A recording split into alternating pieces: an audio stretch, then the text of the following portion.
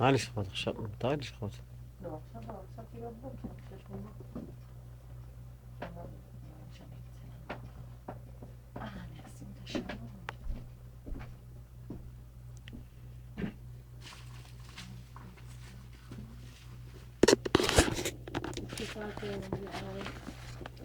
לאשר?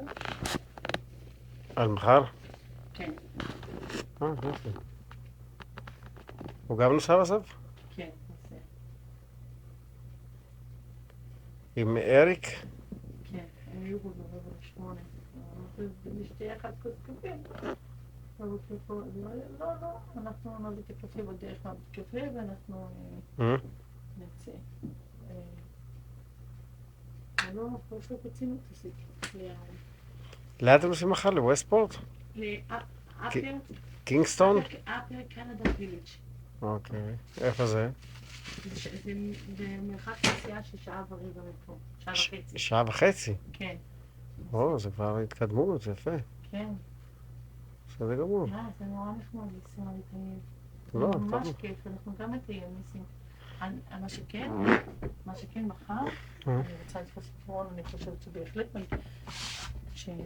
יש מקום לשכנע אותו לרכב בסוף שבוע, לנסות לפחות. בסדר, אני אגיד לו, תגידי לו. זה יחסוך לנו את ההשכרה. אני אגיד לו, כן, אני אגיד לו. הוא אמר שהוא יביא רכב, אני אשאל אותו. אבל צריך להכין אותו כבר עכשיו, מחר יום שני. אז אנחנו נכין אותו, בהחלט יש מקום, עושים את העיקון. עושים קשה, זה חשוב, ואכפתים. תראה, למה זה כאילו עוזר לי? בגלל שהוא מזכיר לי רכב. כן? איך הוא נסע פה? כן? כן? זה לא... איך את יודעת? איך את יודעת? מה זה? איך את יודעת? אני יודעת. כן, בסדר.